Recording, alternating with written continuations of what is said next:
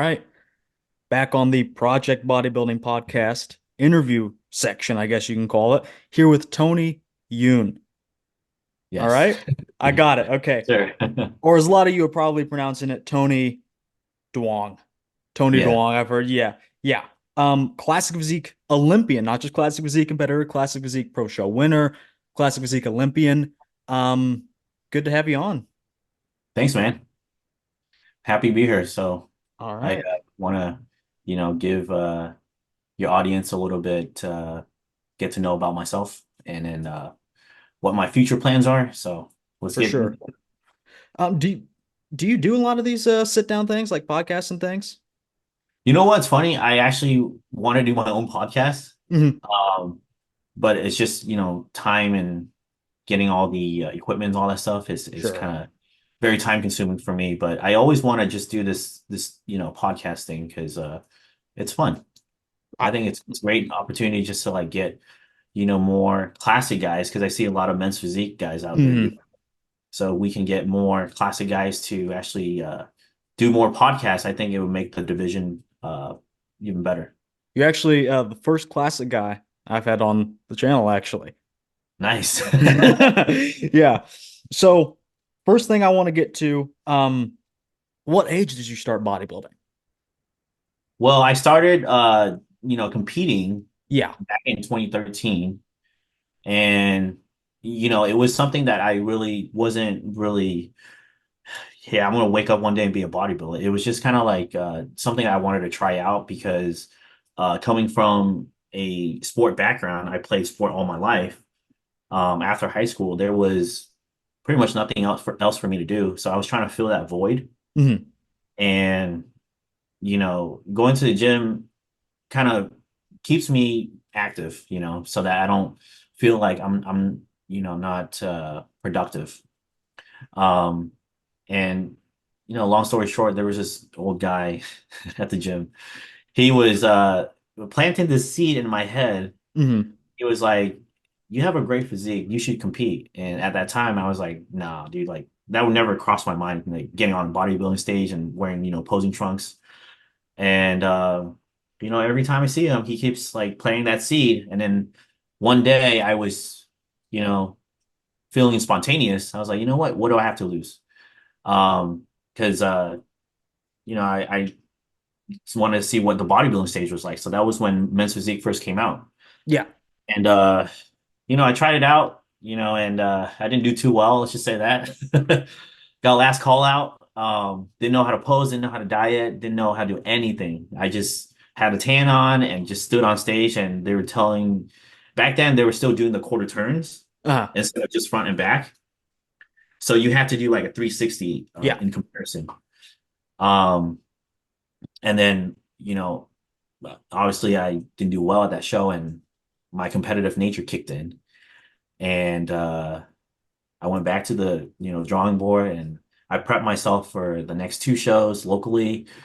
And that was when YouTube wasn't very big yet. So you can't get Hmm. all the information on Google, all these YouTube guys that are giving out, secrets on, dieting and stuff. So I did a Hmm. little research myself. Um, and I won the next two shows after that. So then uh I was like, you know what, this is, I already achieved the local level. What's the next stage? And obviously national was next. So I hired a coach and then I did my first national show in 2014. Hmm. That was the year when a lot of big names like Andre Ferguson, Jeremy Potvin, Logan Franklin. Logan won that overall show. And then I think Chase, but I don't think he competes anymore. But you have all the big names that were just turning pro that show. And I took fifth at my first national show. And it was very shocking because like I was like, dude, I am like close. Yeah. Like because when you go backstage at a national show, there's like dudes that are just so much bigger than you, and you're kind of humbled by it. Because Hmm. obviously you go to the gym every day, you see regular people and you look bigger than most of them, right? Yeah. Yeah. When you go to the national stage, like it's a different playing field. Hmm. Everybody's on like their top of the game. And for me to get first call out for first national show, like that kind of, made me believe like, okay, I have a shot at this. And I went back to the drawing board one more time, grinded out for 6 months, and I turned pro at USA in 2015. Yeah. So I definitely want to break down all that. So you said you started would it be fair to say you started like seriously taking bodybuilding seriously in 2013, not just like training, going to the gym, like actually like maybe going a little bit of a step up, or was it after that first show when you started like taking this a bit more seriously, you'd say? I think after that first show, Okay. because prior to that, I was just eating whatever I want, and it was just like, trying to put in as much calories as you Yeah. can, like eating Chipotle in and out. Uh, It was just like a dirty bulk, let's just say that. So I and had then no structural plan of what, like, a bodybuilding diet. I yeah. was just eating as much calories as I can at that time, and um, it didn't do too well. So And then how old are you now? I am 33. Damn. Yeah. No, Oh, no. thanks, man. No, so let's see, it's 2024 now. So you competed Yes. 11 years ago. So you competed what, about 22-ish, depending on when your birthday falls? Around there, yes. Yeah, Yeah. okay.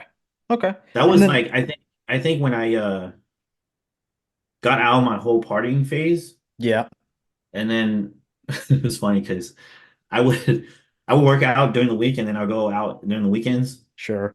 and then come back Monday, I'm like, dude, I feel like shit. Mhm. Yeah. So then, once I took it more seriously, then that's when I started seeing like the result. And then I slowly transitioned over to just like full time, you know, dedicated to working out. Um, because it was counterproductive of like doing, Yeah, two once weeks. you want to start seeing those results, you start foregoing the other things. Right. Yeah, they just become more important. So what school did you go to? I went to Arizona State. Okay. And then you said you played sports. Did you play sports in college? No, I was not good enough in sports college. What did you do in high school? I did soccer. That was my main sport. I swam a little bit. Um, I tried out for basketball. I didn't make that team. And then during the spring, I played tennis. So I was pretty active like all year round because Mhm. one, I just want to get out of class, Sure, sure. Yeah. and it's just I've grown up like just playing sports all my life, and it just happened to something that I enjoy doing. And you basically got into bodybuilding. When you got into bodybuilding, I guess I should say, did you have like a major influence? Did you look at particular bodybuilders? Were you just listening to the old men in your gym? Um, like once you were like kind of bit by the bodybuilding bug, who were you looking up to? So I'm sure you've seen Pumping Iron, like Mhm. I've seen it a million times. So it's funny. I have to give a shout out to my old training partner, Augustine. Um, Me and him, we were pushing each other at the gym, like kind of like Franco and Arnold Mhm. at that time. And like we always kind of like replicate, try to like us two and them, and those are the two people that we always look up to. Okay. Because he was like a much taller guy and I'm a shorter guy, and then we push each other, to train. And I guess you can say like the old school era was kind of like what I look at like during the pump and iron like Sure. Frank Zane, Yeah. Lee Labrada, just like the classic look. Yeah. Now in the 2000s, I have a different group too. So like Ronnie Coleman, Flex Wheeler, Kevin Levrone, um, and those are just the name of a few. And then after that, I just kind of, they're Sure, getting sure, sure. too big out of hand for me. But those are my inspirations, like in the early, days. Yeah. I mean, I was just thinking about like I think you're very classic, and I'll show some pictures of your physique, of course. Um, but it's just like in a way a lot like Lee Labrada. Um, very symmetrical, balanced. Was that always your goal going in? Or like, a lot of people are like, is there like a self-selecting bias? Like the big guys are big because it's not a particular training thing or anything. And the aesthetic guys are aesthetic because they were always going to be that way. Did you necessarily think about keeping your lines or do you think Did you always think you were going to be maybe a smaller, more aesthetic guy? I guess is what I'm trying to ask. Well, my view of bodybuilding is aesthetic, right? So Sure. like, it has to flow um proportionally. And then especially for the smaller guys, you have to bring more details, Hmm. into the show because you obviously can't beat them with the size. So for me, like it's all about proportion and just like looking at like when you're looking at like a bodybuilder, it's like an art piece, right? Everything has to look, symmetrical. It has to flow. Um, you know, the lines has to be very detailed. Those are the things that like I'm always like in tune with the physique because I really don't care about the size game. I care Hmm. about more the aesthetic look, because once you lose all this you don't look the same anymore For sure. in my eyes. Yeah. And do you think Because about that when you program training? Do you think everything needs to be in balance? I need to work on this specifically.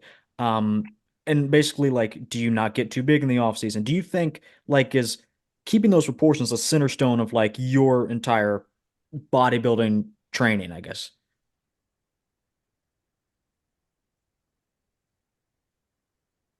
yeah, so I always be very self-aware of like which body part like grows faster than the other, right? So for example, for me, like my arms, like I have pretty good muscle mind connection with the arms, so they Hmm.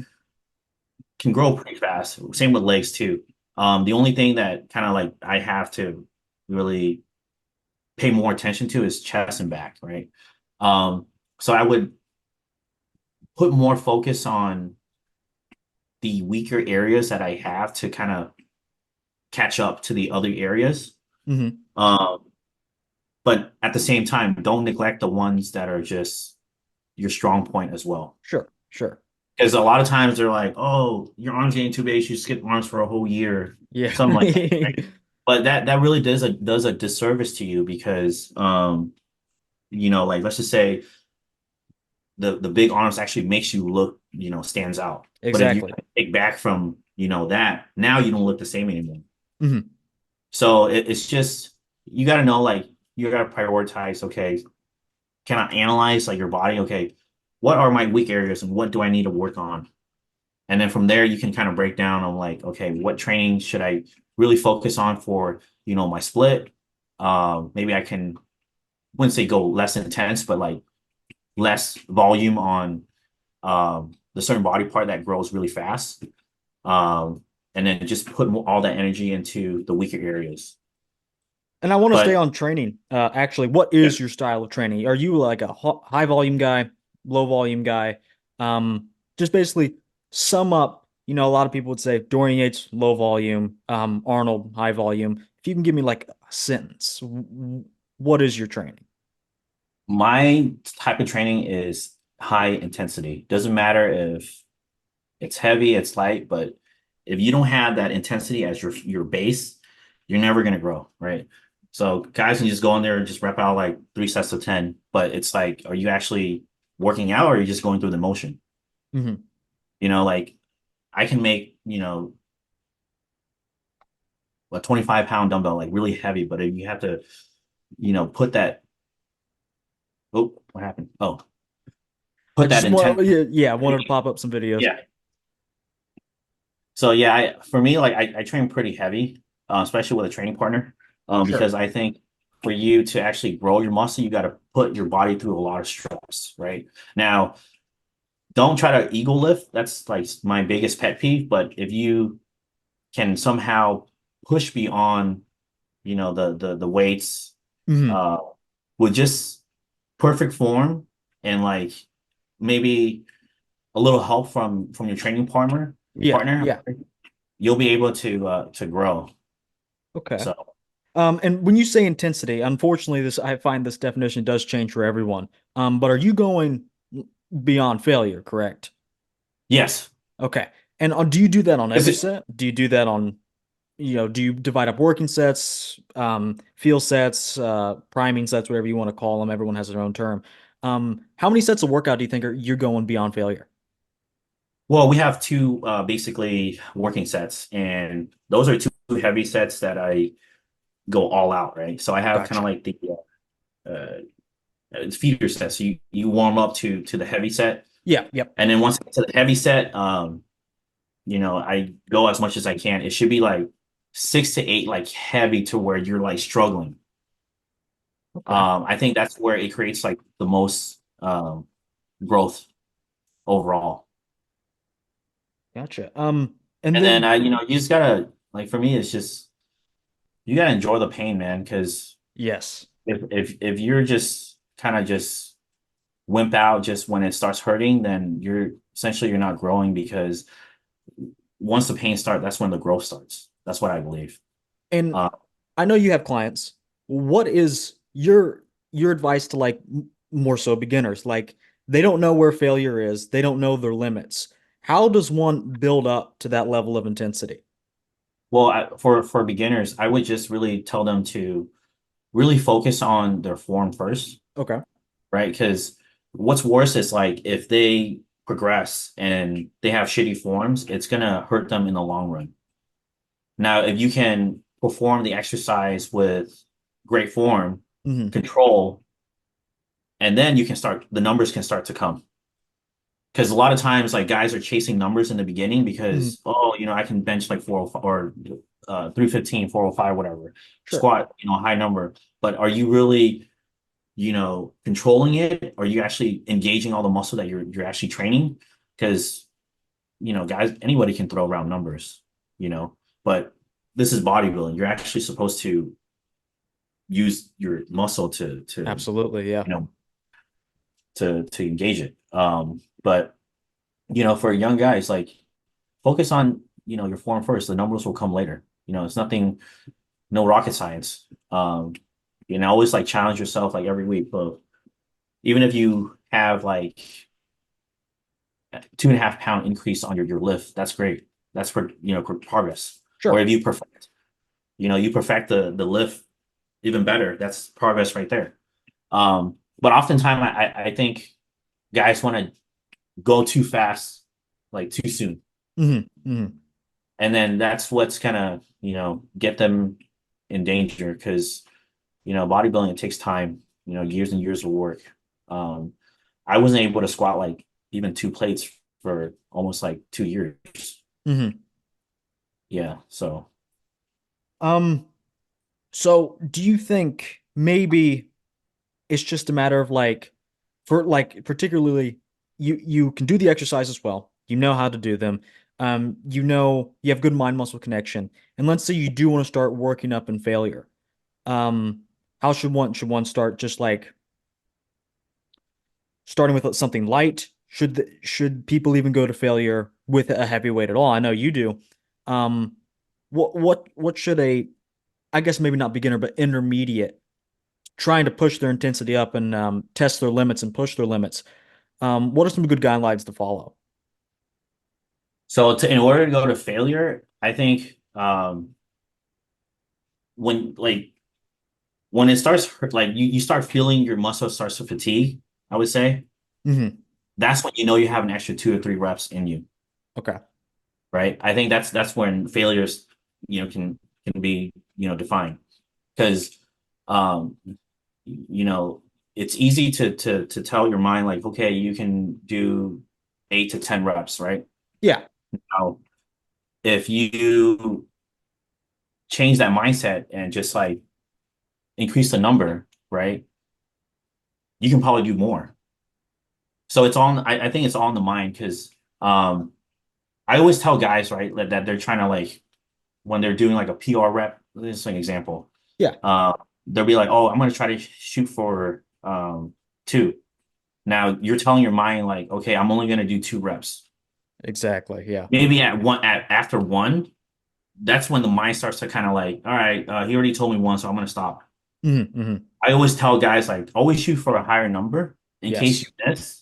In case you miss that number, you're still in that target number from the beginning. So, they're trying to do like a two rep like max whatever. Hmm. I always tell them to shoot for 3 or 4. In case if they miss the 3, they're still at the 2. Exactly. That's exactly what I do. Yeah. Um, So I think it's all in the mind, like, you just gotta be able to overcome like that pain to get to that failure point. Mhm. Because a lot of times, like when you know it starts hurting, that's when people are like, all right, I'm done. But like I said, when the pain starts, that's when the growth starts. Exactly. Um, So so I want to talk about your training more so specifically. Are you trying to grow and improve right now? Are you're not in a prep or anything, are you? no, I'm actually I'm coming off of everything and Okay. I have a kid right now. Okay. Okay. I got you. So it's still in, kind of like maintenance and trying to grow at the same time. So there is no kind of like set date for when I'm going to come back. Gotcha. Um, until my wife is pregnant and then I can start prepping again. Sure. Um, so Oh, that's fine. oh, you're fine. You're fine. You're split. Let's talk about. Tell me how you build a split from the ground up. Let's say you've identified these weak points. You've gotten feedback from the judges or whatnot. What? How does that build into your split from the ground up? Basically, tell me from the ground up how you build your split. So well, I get the feedback from the judges and Okay. they tell you what you need to work on, and that's pretty much like the weak point. Yeah. And you just kind of like work around, okay, this is what going to be my main focus in the off season. Mhm. Uh, what do I need to do to bring up my back? You need to get wider, you need to get more thicker. So um, I pretty much work from the weaker area body parts, and then I'll write the rest of the week, and then keep what's working for me, Mhm. like arms and legs. Those trainings I keep the same. Okay. Now, for back, I have to retweak it a little bit. Okay, so if I need to get a little wider, I may need to do more, pull-ups or a little bit more heavy pull down, um, more rows, um, and then, you know, add in more frequency of how I train back. So to make up for, the lagging body parts, I would say. Mhm. Now, the one that I already have, like kind of like I would say more advanced than the other ones. Like I say, just keep as is. Okay. Yeah. Yeah. Um, and then what's like you said you may experiment with frequency on a weaker body part. Are you stopping at 2 times a week? Do you ever train anything like 3 times a week, or maybe lower volume 3 times a week, or is it just like if you are trying to increase something's frequency, you'll just probably stop at 2 times a week? What do you think about that? I mean, 3 times a week, I think is kind of overdoing it. Gotcha. Even though your total volume number for the week is pretty high. Hmm. But I think let's just say legs, for example, right? Yeah. Um, takes about 3 to 4 days for your legs to recover. Now you hit it every other day, which is like 3 times a week. It's not going to have that recovery time because it's such a big muscle, right? Group.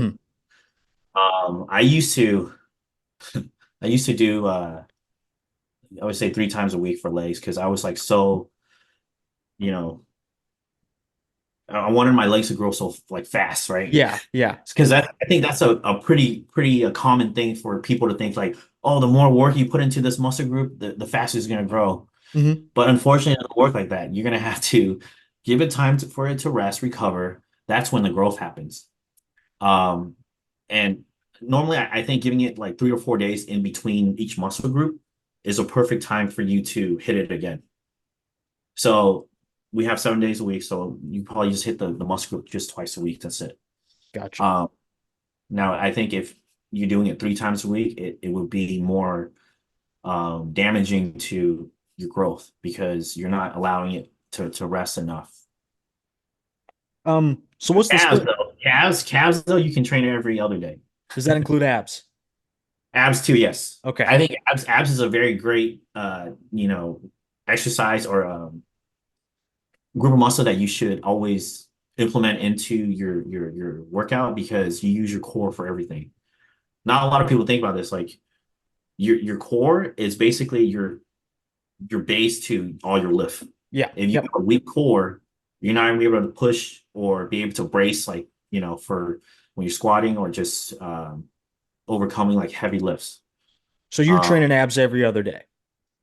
I would just off season, I would say no, which I should. Gotcha. I know I'm sounding kind of contradicting, but I would try to implement abs in like once a week Okay. just to keep your core strong.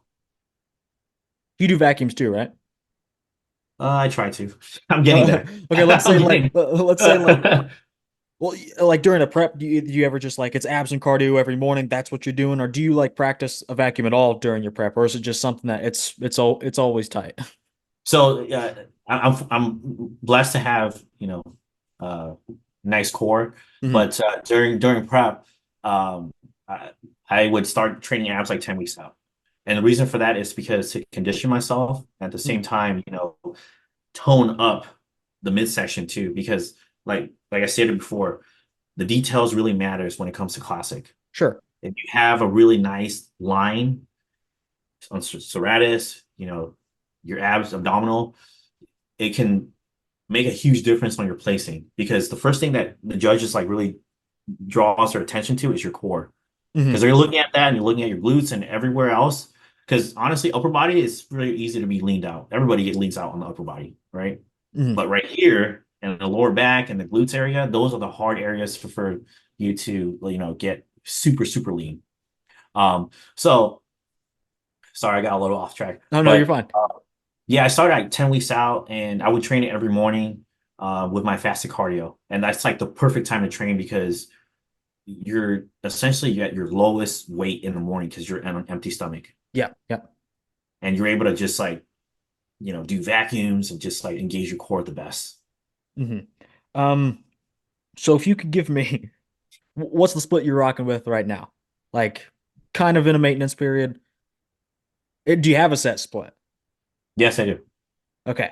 I actually changed my split a little bit up off this season because I need 3 rest days. Because no, before I would only do like 2 rest days a week. The split before would be chest on Monday, back Tuesday, and then leg Okay. on Wednesday, and then I'll have Thursday off, Hmm. and then Friday would just be shoulder, and then uh, what's it called? Saturday would be another back day with like hammies focus, Gotcha. um, and then Sunday will be off. But now I need Sunday, Monday off, and then I start Tuesday with shoulder, chest, and tricep, Okay.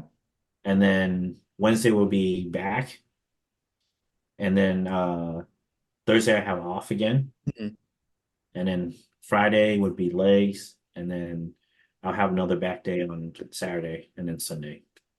Gotcha. Okay.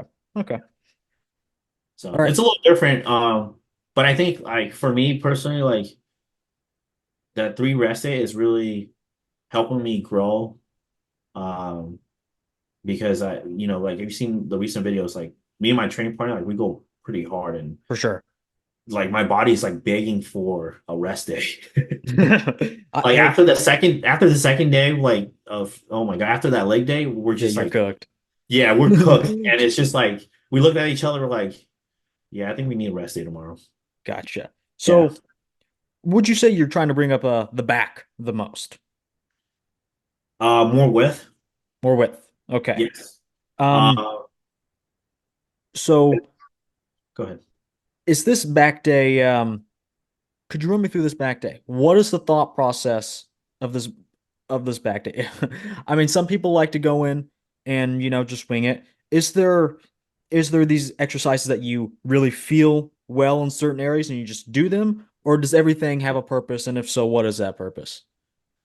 So I always go back to the old school way, right? And Hmm. I always look at like, okay, what are these guys from back in the day? What are they doing to grow, right? Yeah. And if you look at all their videos or the training videos, they use a lot of free weights, Hmm.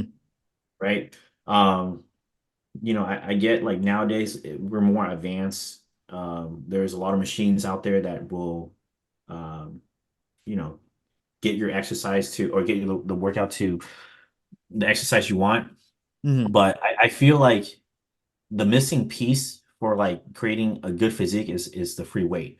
So I, would try to implement in one or two exercises for my workout with free weights, and then the rest is just cable machines or machines, whatever.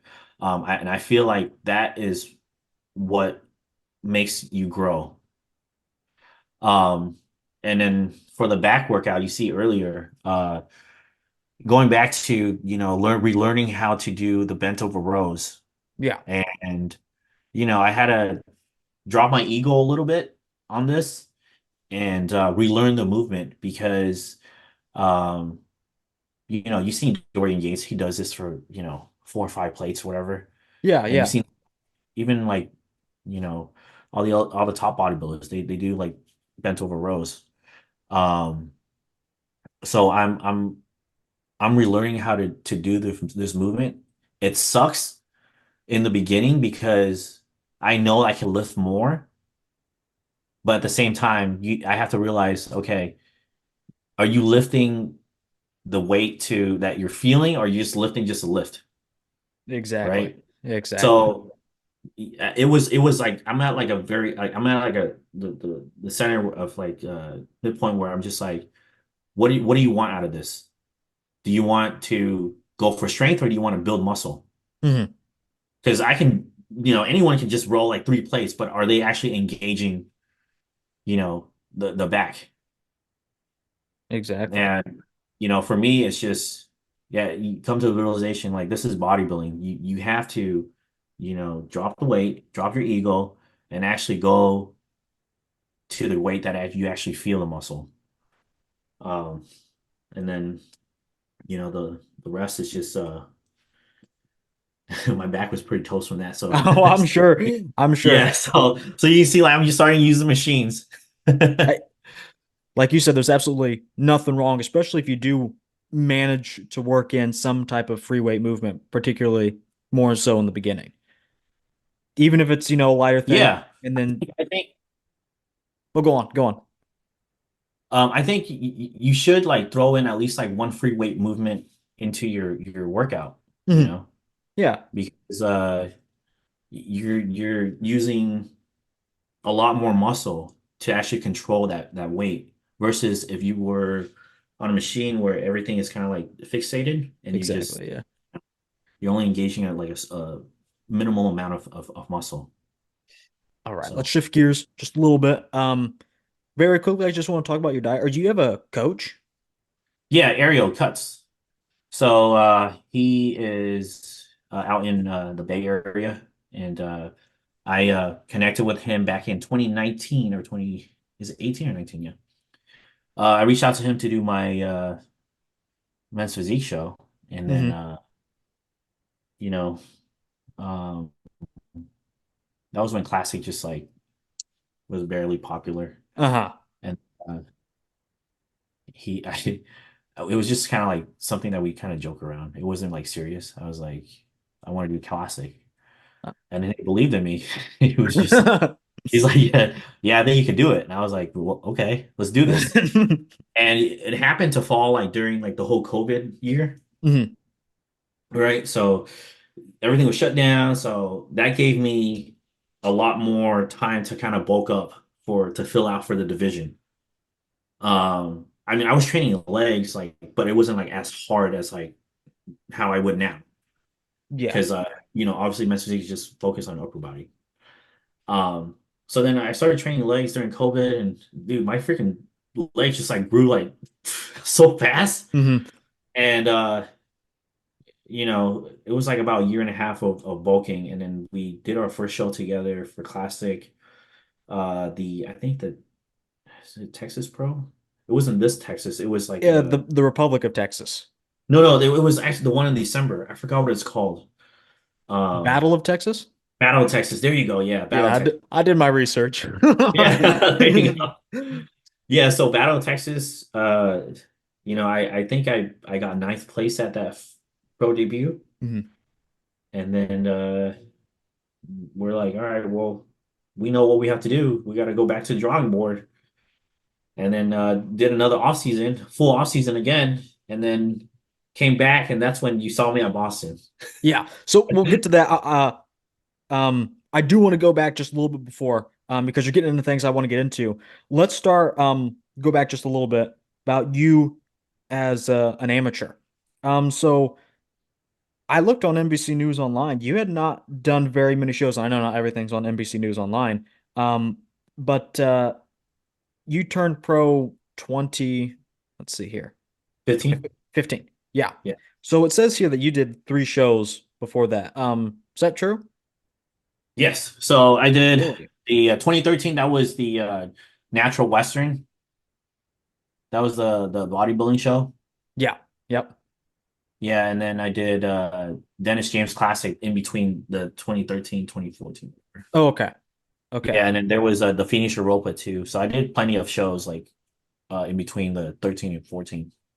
And then you did your first national show in 2014, correct? Yes. Gotcha. Okay. And then very quickly, just the next year, you placed second in your class at the USA's, Yep. getting you the pro card. Yep. So with all that, did you think you'd be turning pro that fast? No. So it's definitely a blessing that, for me to get my pro card. Um, but when, they called my name out, it was just something like it happened so fast, like because you prep like 6 months, 2 hours of cardio a day. Yeah, You're training, you're going to work, you're doing like numerous of hours that invested into this, and then sure. you're on stage for like maybe 2 minutes.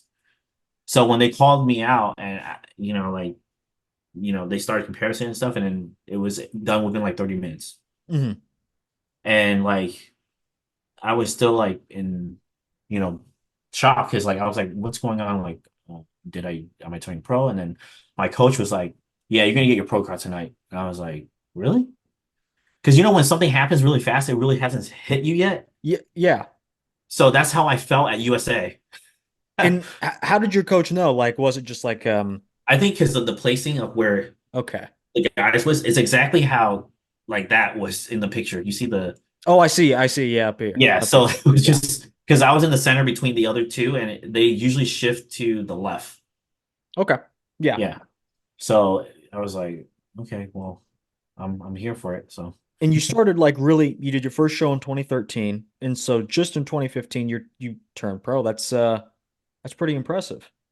Um, so men's physique at the time in 2015, um, that was kind of, we're getting to peak popularity of men's physique. I mean, I guess some would say it's peak popularity now, but like what would people would say like the physiques are like, you had Jeremy Brandia, almost bringing his best package in like 2017.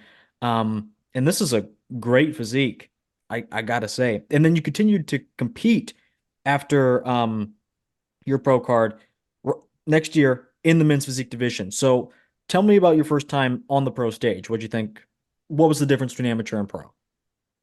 the size difference, as far as like being the pro, like so, man, I felt like I was outsized. Like they were just a lot bigger, Hmm. um, and that really gave me a real idea of okay, this is the pro division versus this is not amateur no more. You're going with the best in the world, and these guys don't mess up at all, and they bring their A game every single show. And then Um, after your first show, just to chime in, after your first show, did you think you were going to get your pro card eventually? Like, was that the goal from like that first show in 2013? Did you, or maybe first or second, did you think, okay, well, I want to get my pro card. Was that ever the goal or not really? You just had to well, compete. I was how would I say this? So after like the Phoenix Europa, I think that's when I think I realized like I can chase my pro card because if you look at 2013 to basically that whole year of like kind of like transformation, Hmm. um, I pretty much grew into the 2014 national show. Yeah. Um, and I don't think they have the Phoenix Europa. No, they didn't. They didn't. Yeah, they don't. But the Phoenix Europa, that's when I believe that I can turn pro. Um, Okay. but yeah, the first show in 2013, yeah, there's no way I had no aspiration of being a pro that time, dude. And then after you were like, okay, maybe I can do this until you won your pro card, which was right around the corner. Did you ever have like any doubts? It's like, man, maybe I'm not going to do it. Like, I don't think you had time to like really like doubt it. Did you? No, I like, dude, when I want something, dude, I'm gonna do whatever it takes just to get there. Sure. Okay. You know, like it's just something that's like kind of like embodying me. It's just um I just hate losing. It's like That's I'm fair. gonna, you know, do whatever it takes just to get my, what I want. So Okay. so So then you're on the pro yeah, stage now. Let's fast yeah. forward to 2017. Um uh yeah, 2017. You're still competing. Now Classic is implemented at this time. Like Classic is cropping up, at 2017. Do you are you even thinking about Classic at this point in 2017? It was in my mind, but it Okay. wasn't like, hey, I'm gonna switch over right away. It Okay. was just something that, okay, I think I can do this, but I'm pretty realistic. Like I gotta grow a little more just to be competitive, right? Um, like I'm still small on the pro stage for men's physique. I'm like, you're gonna totally get destroyed if you go to classic. Yeah, Yeah. So that's I think that's when I see that that division may fit me because you look at it, you go from men's physique, the next one up was 212. yeah, and that's quite a jump. Yeah, that's a huge jump. You Yeah, got years off just to get to that next, point. So I think, having that classic was like, okay, that's more realistic for me to actually achieve because then I can grow leg a little bit more, um, and then be able to be competitive in this division. sure. And then, did you take 2018 off, or is there just nothing on NPC News Online? Yeah, I took that whole year off. Gotcha. And then you come back in 2019, and I was like incredibly impressed with this physique. But you Yeah, placed this one is with my 16th. new coach. Okay. This is yeah, this is with Ariel. And then I just gotta ask, like this to me, and I don't follow men's physique that closely, but this to me is incredibly impressive and should be rewarded. But you only placed 16th. So basically, to be blunt, why so low? Was it a lack of size thing, or what do you think that is? So I can always win from the front. I think it's just my back that's just kind of like really was the issue. Um, it was just not developed compared to the other Yeah, guys. They got like crazy backs. It's just yeah. I think that's the only thing that was holding me back. Which is kind of like a blessing in disguise because I'm like, all right, well, if I can't do men's physique, I'm just gonna go to classic. when did you get this tattoo? I got it, dude, when I was like 18, when I just it's my last name. Yeah. Yeah, when I just turned 18. When you're young and you're just like, I Oh, this want is to gonna get get me all better. the chicks at the pool. Yeah. Is that what is that what you thought? You're like, damn, this is sick. Yeah. So I was I- just, I was just young and just dumb. I just wanted to be cool. oh, you don't like it anymore? No, I do. But it's just like I gotta if I gotta, finish the whole back in order to make it look complete. Because I, I still have another session that I need to come back for. Okay. Okay.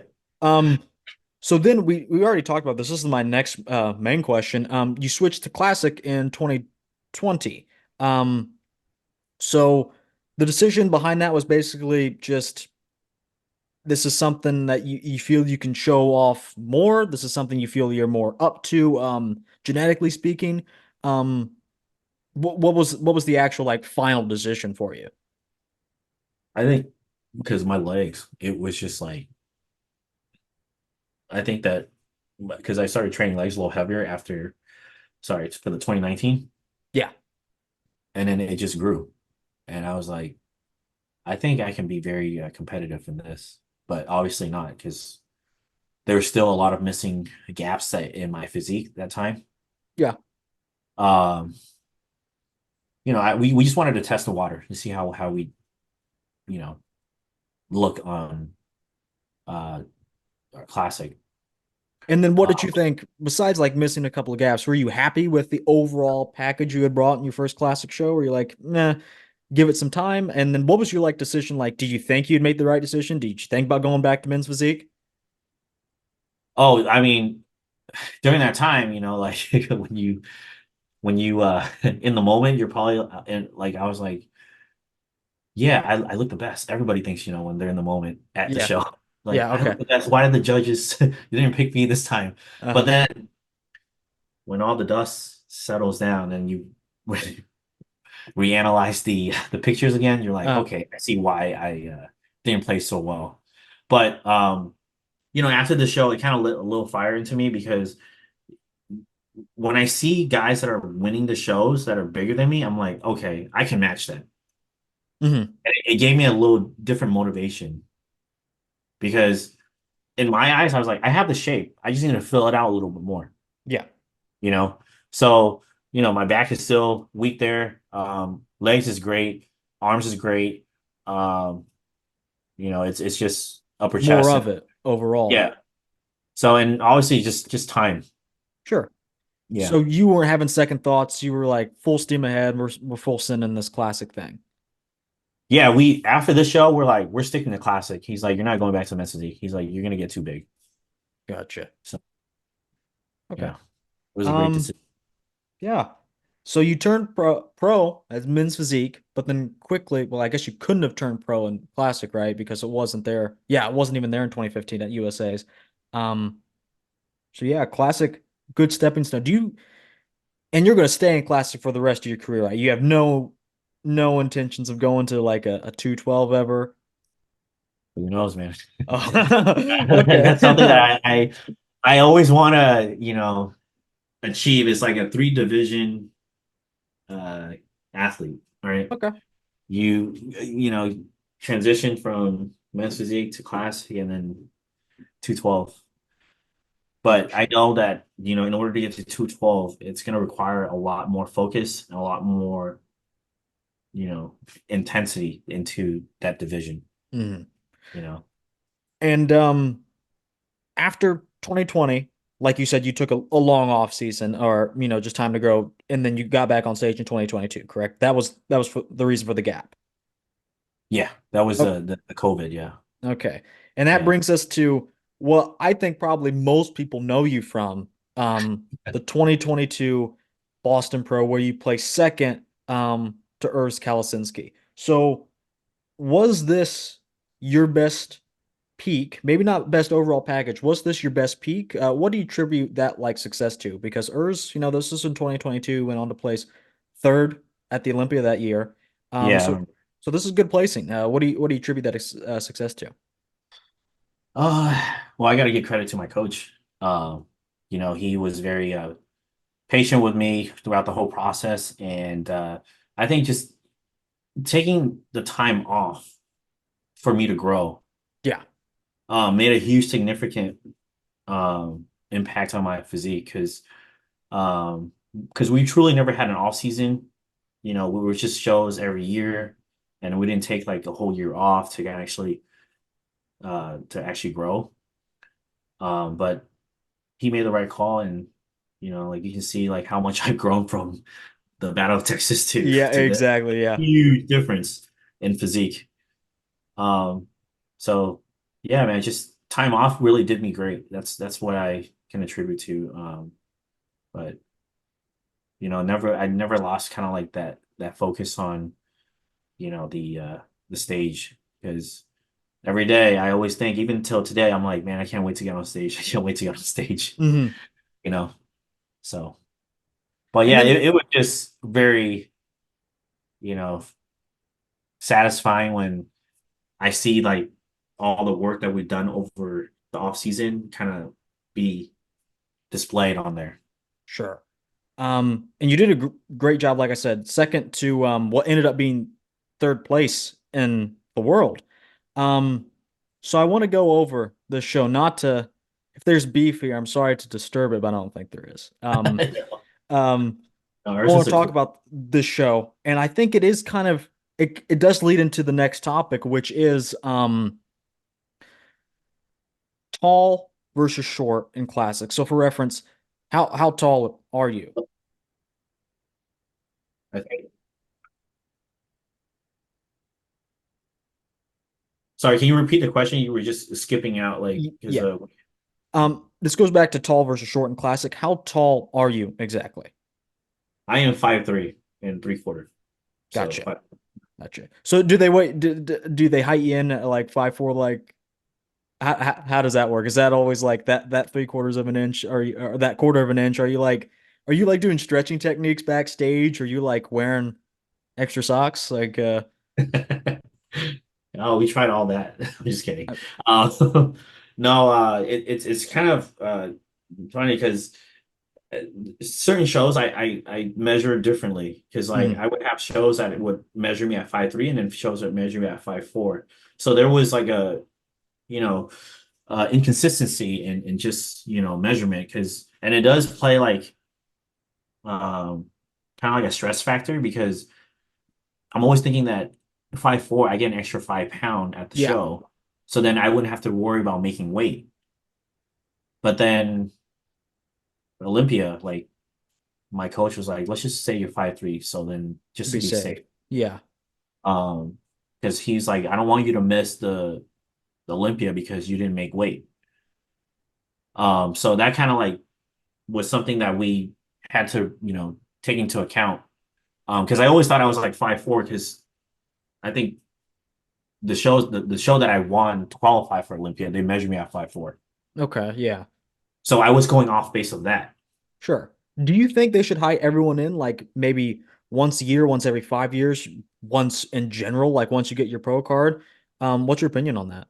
I think it should, yeah, they definitely should do that just once in the whole lifetime. Because you're not going to grow shorter, you're going to get taller. Like, you're not going to have a growth spurt within the next like 2 years Sure. or whatever. Yeah, yeah. And I think it would save everyone the stress of being like trying to make weight because, okay, this is your weight or this is your height and this is your weight and that's all.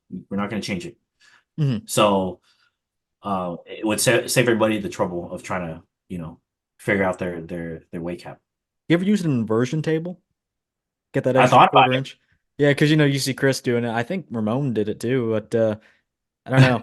You think there's any basis to that? It does, I mean, probably stretch out your spine, Yeah, like maybe if you but do it like the night you before, gotta be the consistent day with it. of. Yeah, yeah, yeah. Um, so I want to get to the Yeah, I mean, I probably have like a chiropractor there just to like pop, stretch sure. me out. Hey, Yeah. you only need that quarter of an inch. That's that's all you need. So I Hey, want man, to. every inch just makes a difference. That is true. That is true. So I want to get to this top two. I want to, like you said, you're very self-aware. So I want to take this opportunity and have you go through the poses of a 2 years old show, just so I can see what you think about your own physique in comparison to a top five at that point, top three Olympian now. Is that cool? Yeah. All right. Yeah, So that's fine. front double. I personally see this. I gotta admit, and this isn't just because I have you on. I I do kind of favor you. What do you think here? I think I look very complete in this pose. Exactly. Uh, you know, um, big arms. The only thing that I would critique myself is my lats. Yeah. Um, and I think that's what Urs like probably has over me in this pose. Yeah, that more drastic X frame Yes, it's just that big lat that comes out.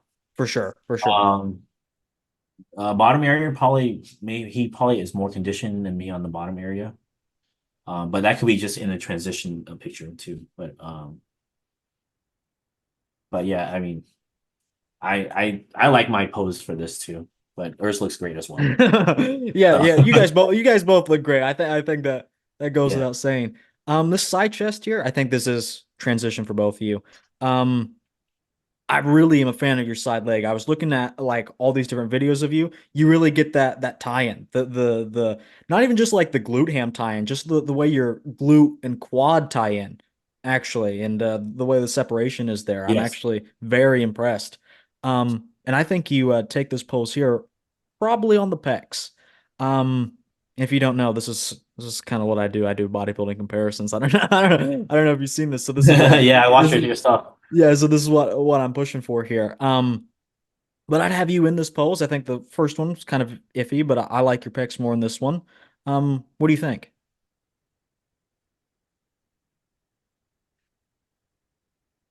I think I have him on this pose. Uh, the side chest. Um, you see like the deep, dense separations on the leg Hmm. area. Yeah. Yeah. Um, and I think just overall, I think my uh body has I think more dense muscle. I think it's just because of age difference. I think Urs is I think 22, Yeah. I 21 at think you this you time. have about 10 years on them. Yeah, so it just shows like the density of you know being older, and then just he's still kind of young into Sure. the bodybuilding. Well, But Well, is that a thing? People come into my comments all the time, and I say, I use the term muscle maturity and density and things like that. Do these things exist? Is it bro science? I mean, what's your opinion? I think it exists because think about this, like when you put fresh tissue on, right? Yeah, It's gonna look very soft. Now, if you can over time you're putting using that tissue over and over and over, it's just like wine. It's the longer it is, the better it's gonna look. That's sure. why you don't see that's why you see like a lot of older guys like that bodybuilders, they have that thick, dense muscle. And that comes from like muscle maturity. And you can't get that from like being 20, you know. Now, if somehow they've been training since they were like 10, yeah, that muscle maturity can, add up. But for guys that are just younger, you can't have that muscle maturity at that age. It just comes with time and just consistency with just the work. And then heavy lifting too. So No, that's bro science. That's what I've been told. Like heavy yeah. lifting. But that is an interesting debate. Do people, kind of like what I was saying about self-selecting bias earlier, do people with okay, the denser muscle, that basically just means more muscle fibers are packed in a smaller area. That's density. So do Yes. those people that have that denser look on stage, they say it's because it's lifting heavy, but Yes. do they lift heavy because that denser muscle allows them to? You know what I'm saying? Is it like, what really comes first? Do they train heavy and get that denser muscle? Do they have that denser muscle? So they're they're more apt to train heavy. Well, it just, starts from uh how you start in the beginning, right? Now, if you are a beginner that basically doesn't lift heavy all the time, Mhm. you're still going to have dense muscle no matter what, but it's still going to be smaller, right? Now, if you want bigger, dense muscle, you're going to go heavy, but consistently over time, you're going to keep that volume dense, if that makes sense. Yeah.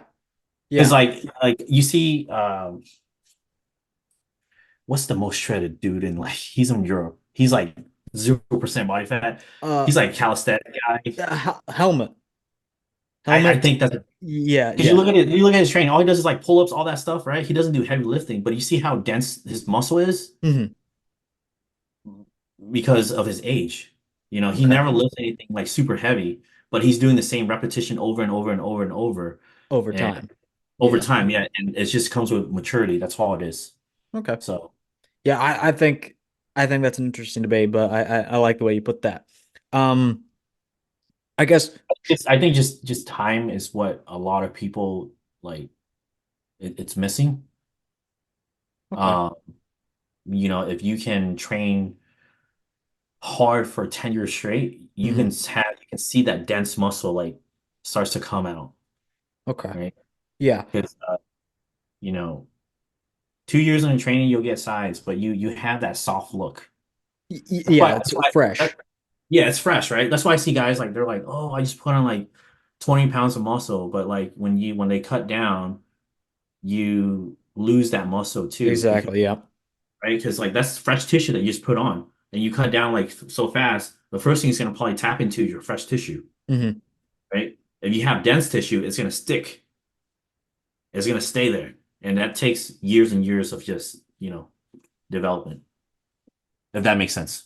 No, that makes plenty of sense to me. Um, so in this rear double, uh, I don't think I don't know. I think maybe just on the width, the lats, I kind of I kind of want to go Urs. No offense. What do you think?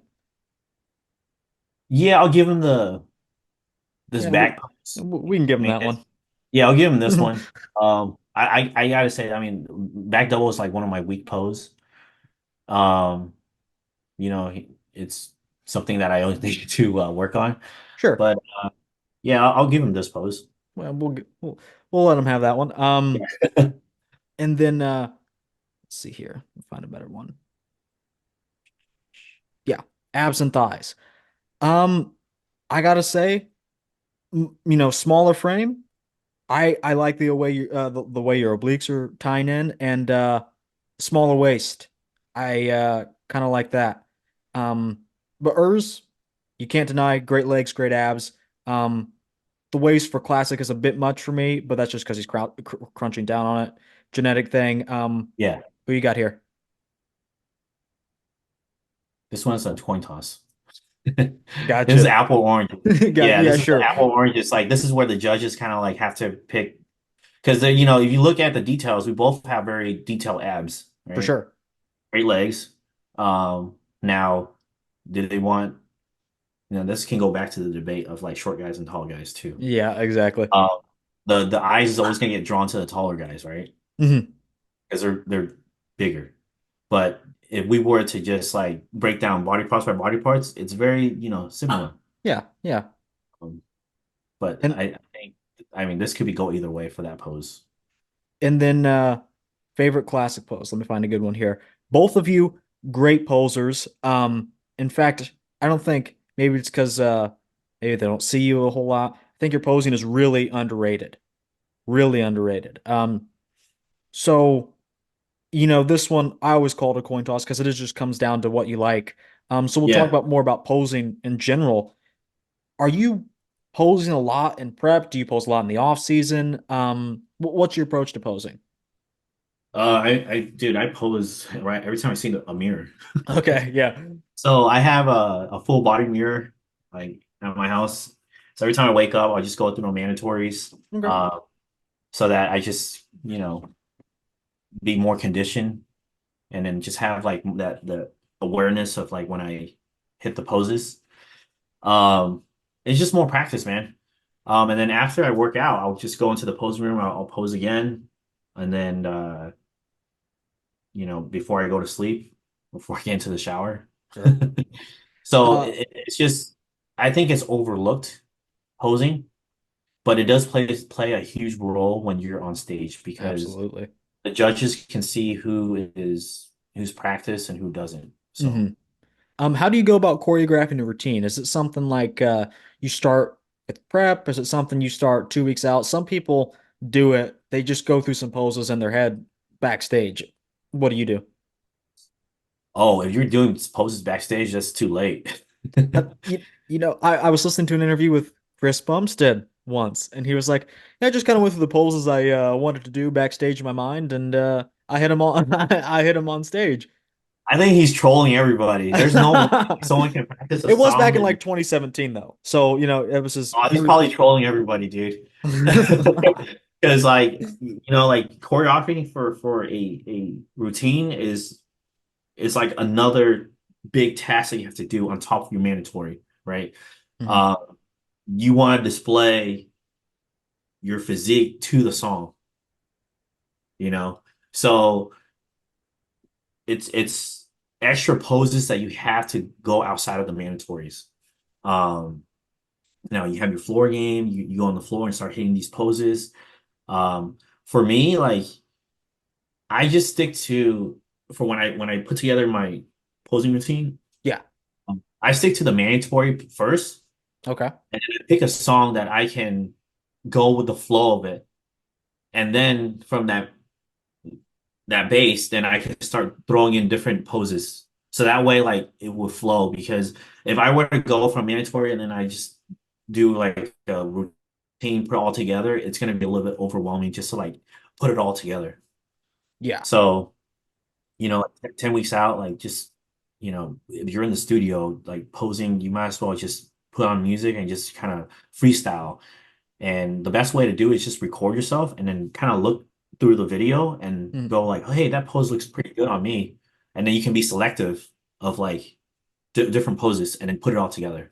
Yeah. But Uh, to start off, just like stick to the mandatories. I mean, it's just you already know it. You have to know it actually. sure. Well, have to. I've seen plenty of people, even on the Olympia stage, that could probably use some pointers. I want to ask you, have you ever like actually wrote down a routine? Like, have you ever just like storyboarded a routine? I know some people out there, not a whole lot, will like actually like write down poses they want to do, or you just kind of like remember it. Dude, it's funny because I wrote down like every poses that I had to do for the Mhm. whole routine. Okay. Yeah, I did that for the Olympian. I did that for Boston too. So that kind of helps me like be organized. Okay, this is what we're gonna do. This is what we're gonna do next. So yeah, I do write down poses when I put together a routine, and then I go run it through. I'm like, oh, maybe this doesn't work out. Scratch it out. Add in another pose. So yeah, writing it down really helps. Gotcha. Okay. Um, I want to ask you about the favorite classic pose. Do you think, because it's just such a conundrum to me, I like everything to be very objective. Um, I get like they want to have posing be a part of classic. But how do you feel about the favorite classic pose itself being like a mandatory rather than, because they don't do this anymore, judge your entire posing routine? Like, how do you even Uh, feel about it being a mandatory, I guess, first off? I mean, it's just part of the whole judging criteria, right? So Mhm. like, um, obviously, it's your favorite classic pose that brings the best out of you, not what you think is your favorite. Yeah, yeah. You know what I mean? Yeah, your Because best a classic lot of times, pose. like guys be hitting poses because it's their favorite from another different athlete or like an idol, whatever Sure. it is, Yeah. and it really damaged them in their judging. Now, it's when they say your favorite classic, it's the pose that brings the best out of you. It doesn't have to be, side tricep, or it doesn't have to be like Ramon's like or Breon's is like, praying mantis, Yeah. whatever. Mhm. It's you can just do a front double or just do a front lat spread that brings like the best, out of you. So I feel like a lot of times guys are just doing too much to kind of like Mhm. show their physique. It's like you have to realize like certain poses will expose your flaws. So you can't be showing, things that really expose you. Like if you have small arms, you can't be doing the crucifix. You know what I Sure. mean? Yeah. So it's just I think it's part of judging. So it's that's what makes classic different. Your Mhm. favorite classic pose, right?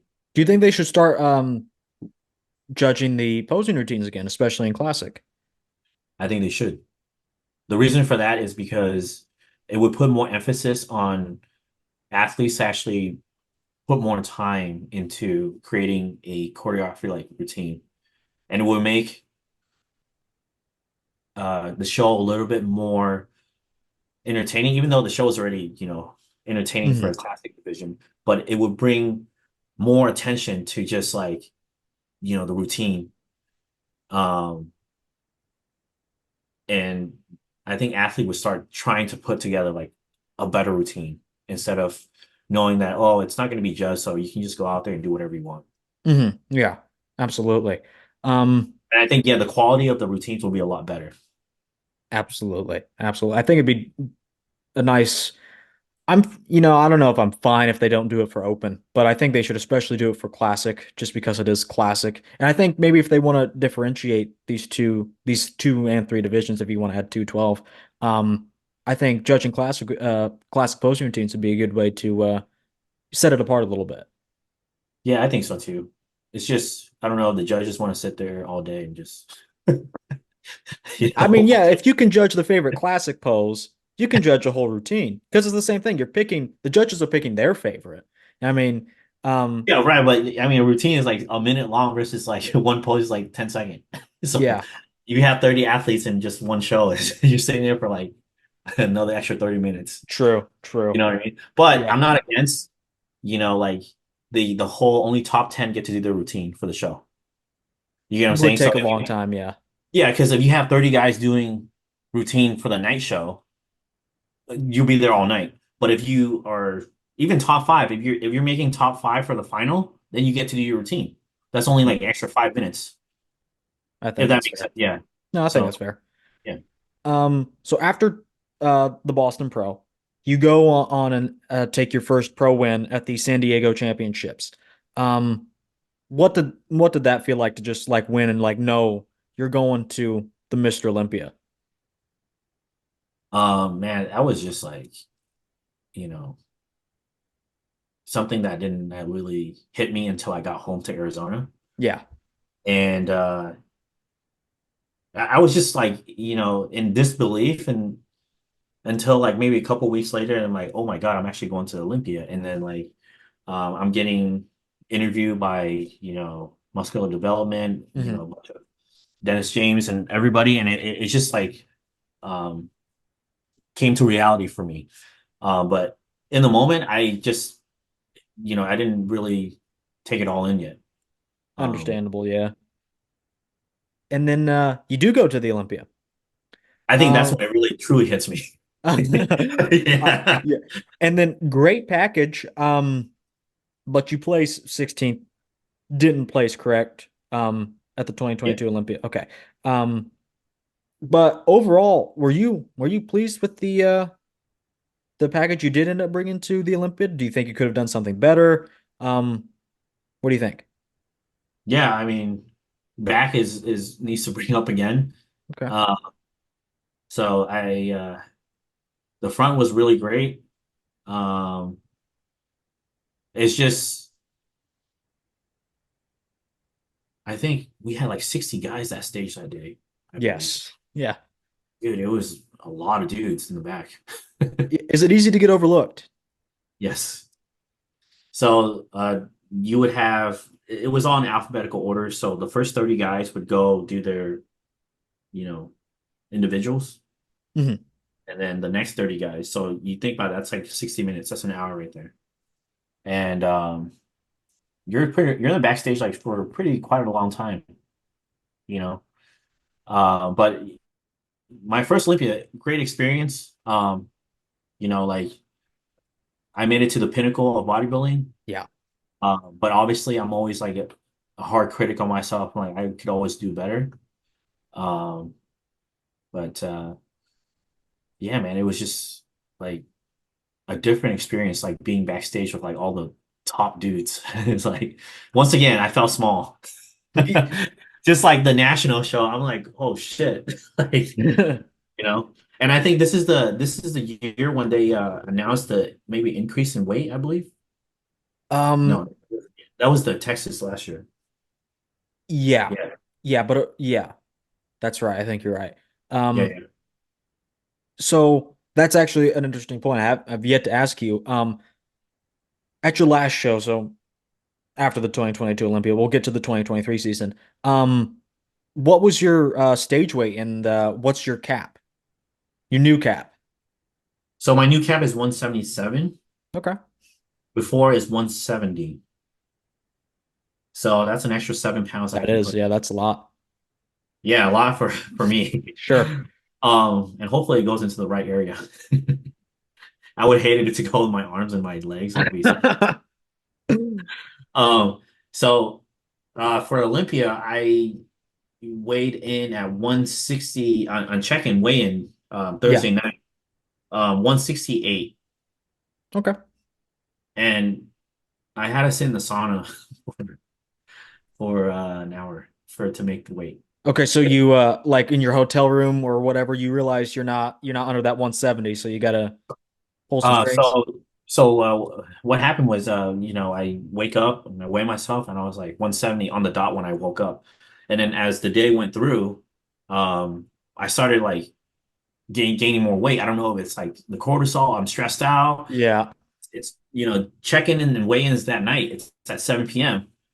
And like at noon, my coach told me he's like, no more water, no more food. You're gonna starve yourself for like 7 hours. Yeah. And then he would just tell me like, all right, keep weighing yourself every hour. I want to see if your weight, dude, somehow by like seven, no, not seven, by like 5 p.m., Hmm. um, I went up to like 173. So I was like 3 pounds over. Yeah. So my coach is like, man, I'd hate for you to miss this Olympia if you don't make weight. So you just go into the sauna room and just sit in there. So I went to the EOS, down the street, and like I grabbed my scale and I sat in the sauna Yeah. for about an hour, and then I got down to 168, and then we just drove straight to the check-ins, and then they measured me at 5'4" at check-in. I Ooh, was so so pissed. yeah. Yeah. So I didn't even have to sit in the sauna. That's tough. That is tough. But it was an experience, like just Sure. going through it was just something different. Right. Yeah. And then we fast forward, that was your last show. Like you said, would have liked to place higher, but overall you can't complain. Your first Olympia. Good overall experience. Yeah. Okay. I mean, like it's not everybody gets to go to Olympia. And for me to be able to, be there in 2022 was like a huge blessing. Hmm. And I would say everybody that go there, they're like, I want to place higher and stuff, but you have to, be grateful that you're able to be there and, be one of Yeah. the best of. Um, so for the 2023 season, I just want to talk about one show. I covered the Texas Pro in depth on my channel, and I'm sorry, All Tony, I didn't know you were there. right. Like I literally looked at your thing and I was like, oh, Tony was there. I was like, Yeah. that's crazy. Um, in good package too. Did you think, let's see, you had the Panther in front of you, Dan Covey, Yep. Anderson, um, Zimmerman, and then Franklin, Timms, and then Park. Yeah, Jim. Um, yeah. Um, so I mean, I maybe did you think it was a good peak for you here? That was my best peak. Because you can Um, see like this peak versus like the Boston peak, I was a lot drier here. yeah. Yeah. So why do you think you were overlooked at all? Do you think maybe you were punished? I don't mean that word like maliciously, like just knocked down for something specific. Was it still your back? Was it just the guys in front of you or just ahead of you currently? What do you why only six? Why not top five, maybe fourth? I think it's just the back again. There was an issue that was holding me back. Gotcha. From the front, I'm very competitive from the front, but when you turn to the back, I think guys are just a little bit more complete on their back, and which I agree to 100%. I'm not gonna sit here and be like, oh, I should have placed higher, but I know back is one of my weak areas. Sure. And that's what like my priority is in this off season is just to bring up the back. Because you see the front, it looks amazing. Yeah, I actually like you more than I know this is just a backstage or maybe it's like in front of the stage picture. It's backstage. Backstage photo. I prefer you over Logan here, to be honest. I think you have I prefer your midsection. I prefer the arms. I prefer the chest even though Logan has that big chest. Yeah. So yeah, honestly, I gotta send you. I'm gonna get this photo. I'm gonna send it to you so you can sign it. I'll pay for shipping. Yeah. Because I saw this and I was like, wow, this is incredible photo. Like your coach said at the top comment here, Franco and Arnold. That's Arnie. exactly what it is. Maybe I could send it to Logan. Hey, He'd that sign should it be in too. like some gym. Honestly, I mean, Yeah, I that would thought be so. this is Yeah. great. This Yeah. is great. Um, so yeah, maybe you should put it on your website and send out autographs. I should. Uh, But yeah, the Texas Pro was like, I think I peaked the best. Unfortunately, I still had a lot of gaps. yep. Yeah, so my back, I think, we didn't have a really off season for this show either. We went straight from uh I got married, I had a Hmm. bachelor party, I just went straight into prep. So I started prep at 160, 165, Okay. and then I got on stage at 165. Yeah, so you kind of came Just down, maintain. came up. Yeah. Yeah. Okay. So it wasn't like there was like no growth in between from Olympia to when I got on stage in August. Yeah, gotcha. So and you saw like in Boston, like when I took like a whole year off or a year and a half, you see the huge like Big jump. Yeah. big jump like in my body.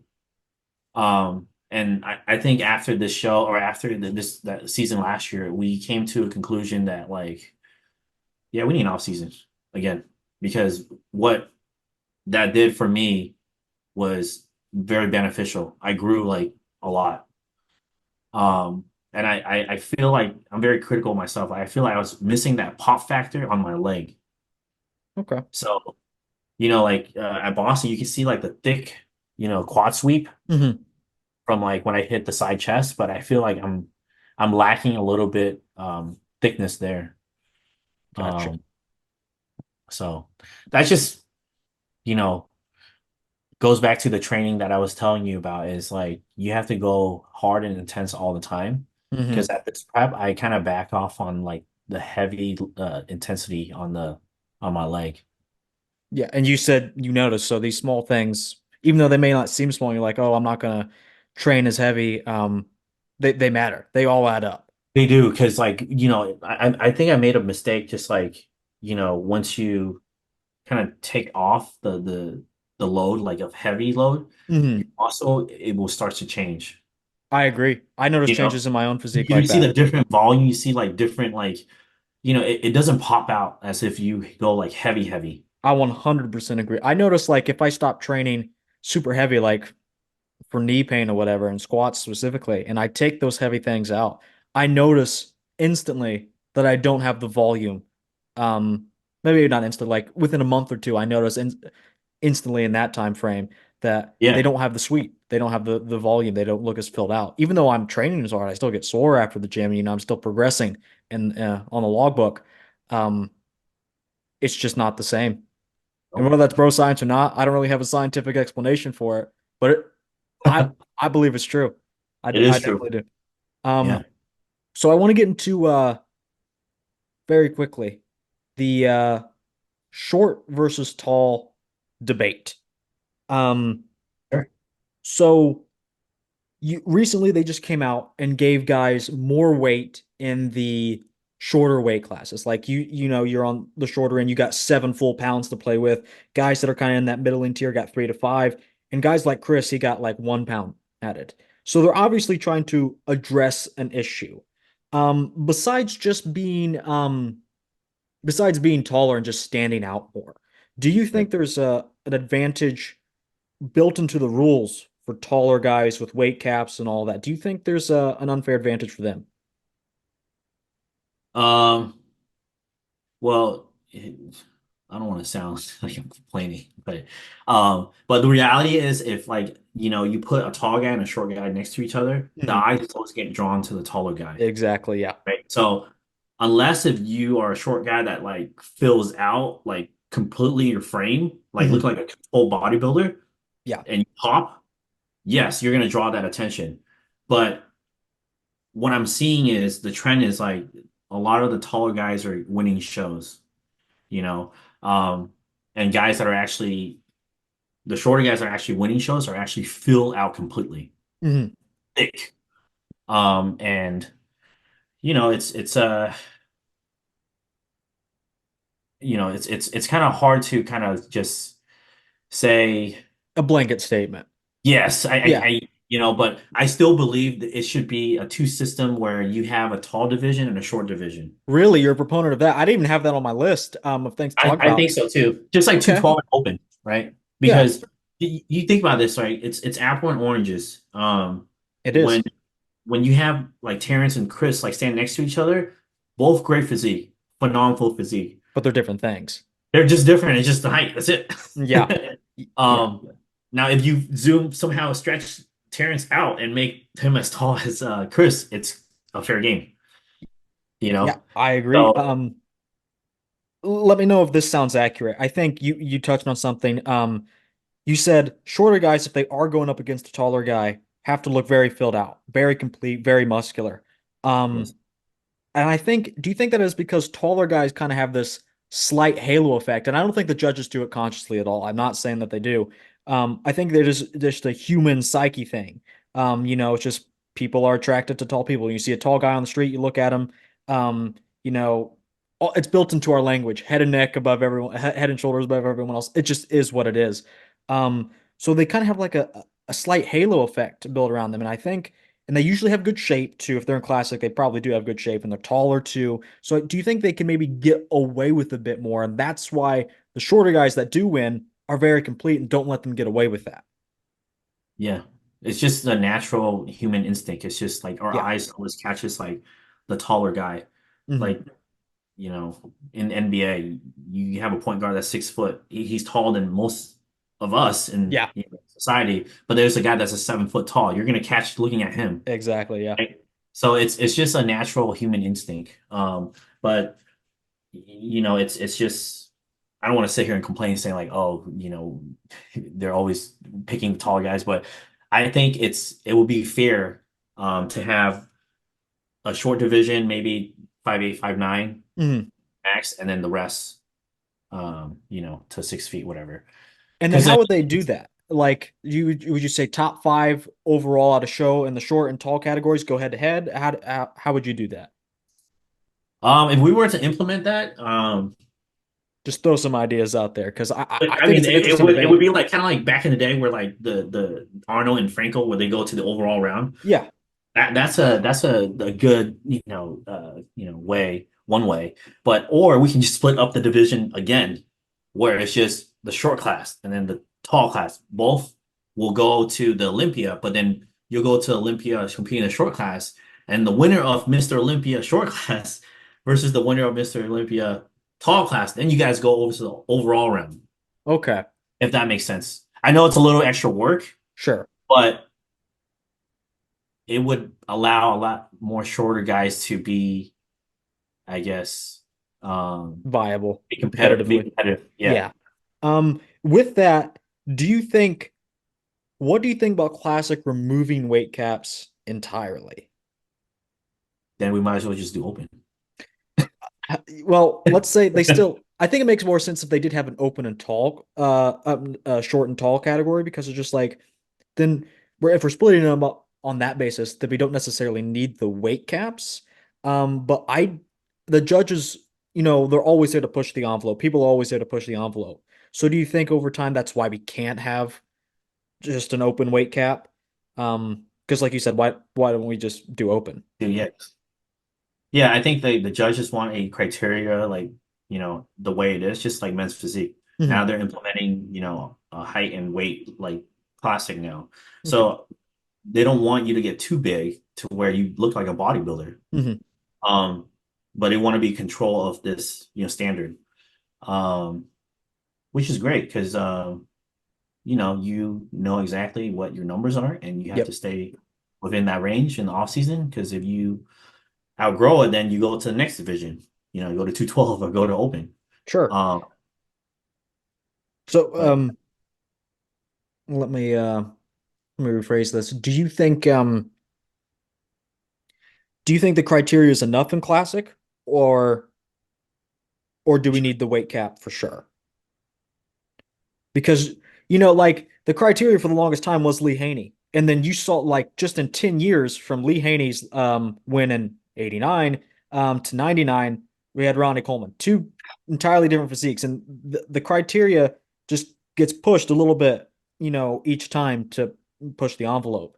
So do you think this weight cap needs to be set in stone? We always need to have one? Or do you think the criteria is enough? I think, obviously the bodybuilding has evolved over, years. Hmm. And I think it will continue to evolve. But maybe right now the weight cap is just set for now. Okay. Maybe they will increase the weight cap a little bit more because they probably want to see guys a little bit more filled out. Hmm. Um, maybe another extra 5 pounds. Um, but I'm open to all, avenues.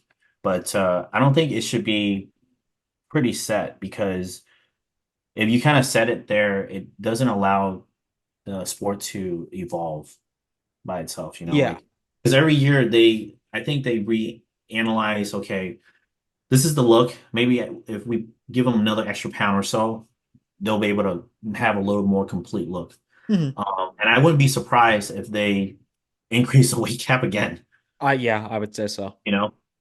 But back to the criteria part, it's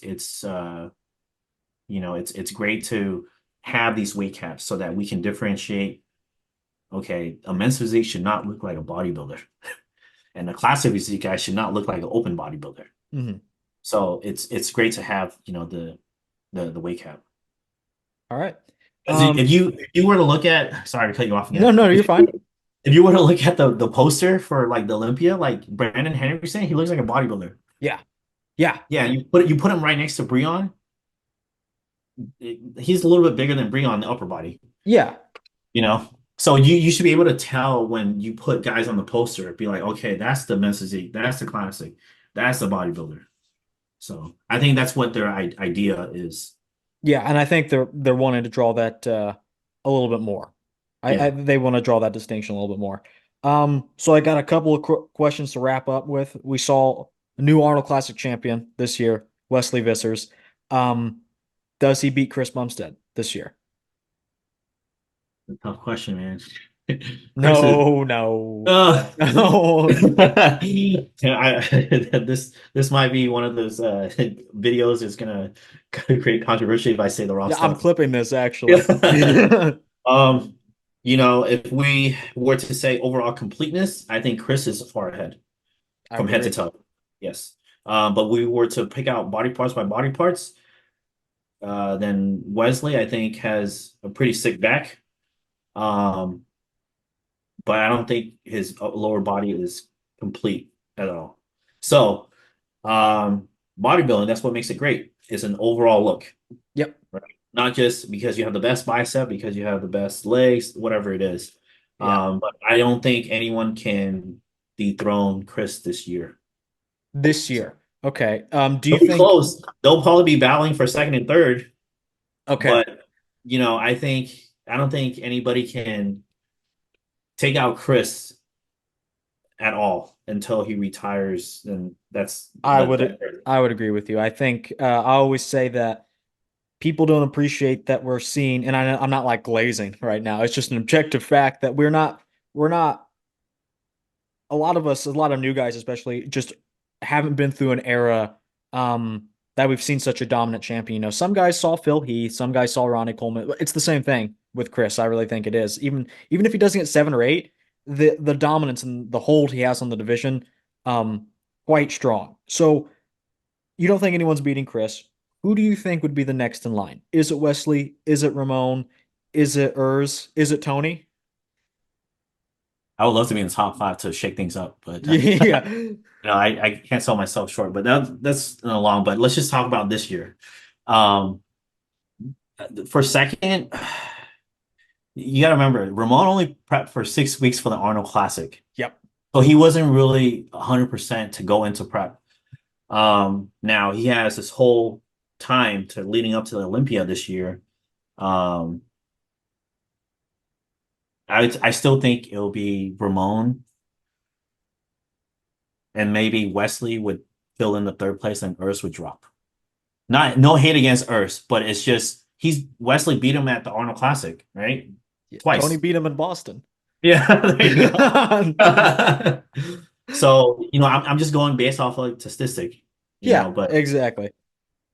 yeah, I think it would shake the classic division up a little bit because now there's a new guy that's, in town, like Wesley. Yeah, So it'll still exactly. be Chris, Ramon, Wesley, and Ernst, and then uh, Terrence. I think Terrence. And then what do you think about Breon He- moving? Yeah, he will. He will be. What do you think about Breon moving to 212? I think that'll be great for him. You know, Um, I mean, he's not progressing as far as like his placing. He's been yeah. getting, you know, going down. So And do you think maybe that's any they fault of want like, his? I'm sorry. Do you think that's a fault of his? No, I think it's just they want a different look. All right. Maybe they're just trying to change the guards. I think so too. And I know a lot of Yeah, people are like, oh, that's not true. I it's not think, his fault.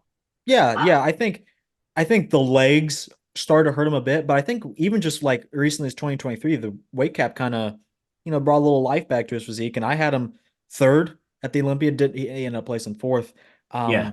But yeah, I'm glad you said that. I do agree. It's not like being forced out of the division is kind of hard because we're still rewarding him. Obviously, he's still top five. He But it's just has a not, great back. yeah, it's not what the judges want so much anymore. Yeah. Okay. So I think he'll do great in 212, but that we don't know what his future is he wants to continue going to classic. Mhm. I mean, he made the announcement going to 212, but we were just waiting for that. But obviously the weight cap changed and then he came back. Yeah. Yeah. And then I just got a couple of questions for you, Tony. Long term. You said probably not competing this year, or maybe at the end. What it does it have to line up? Do you have anything concrete right now? No, nothing is solidified yet. Obviously it's I have life goals outside of bodybuilding first. Absolutely, yeah. And once that is, set, then we can really kind of target for a show, but not anytime soon. And I'm still trying to obviously fill out the weight cap. Um, so take as much time as I need. Gotcha. And more time for me is always better. Yeah. As you Um, can see as my progress. so would you safe to, would you is it safe to say that we'll probably see you back in 2025 rather than 2024? Yes. Okay. 25 would be Um, a better. My better my timing. goal is to actually do an Arnold Classic. Okay. Okay. Yeah. Well, you're a pro show winner, so you're meeting the criteria. I'd like to see you up there. I think it'd be a good addition. And then short-term goal is it that 2025 Olympia besides Arnold Classic? You stress you want to do an Arnold Classic. Short-term goal in 2025, win another show and get to the Olympia. Yes. Gotcha. Yep. And then Go back to Olympia. long-term bodybuilding goal. What do you want? Top 10 at the Olympia. Top five, Arnold Classic. I'm pretty realistic. Yes. I'm pretty realistic. If I can get top five at the Olympia, I can retire happy. All right. All right. So I think if that's if if it's it's I'm not trying to shoot for the stars, but it's just something that I think it's attainable because I think I can be up there with one of the best. I would agree. Fill out that back a little more. I mean, like you said, from the front, you're great. A little more back, a little more overall size, and I think you're going to be very dangerous, very dangerous. You can peak really well, good conditioning. So yeah, we'll probably see you back in 2025. And anything you want to plug before we head out? I know you do some coaching, so tell us a little bit about that before we leave. Yeah, if you guys, your listener is interested in coaching for contest prep or just lifestyle, I do my own coaching. There's a link in my bio. Just fill out the form and get started from there. And then shout out to my sponsor, Dark Sport and Global. Um, they have my back since the beginning. And yeah, that's pretty much it. I mean, thanks for having me on. It's great talking to you, Dylan. I love to Absolutely. to do these podcasts just to break down on classic physique division For because we sure. need we need more of this. Exactly. I agree. I hope to have you back then. I mean, I hope you're like, oh man, this kid. I won't be going back there anymore. But no, I'll have you on, assuming you want to be on. So hopefully we can Sure. get some more set up. I appreciate you for coming on this one. Guys, make sure you hit the like button, subscribe for more, and we'll see you all next time. Say bye, Tony. See you guys.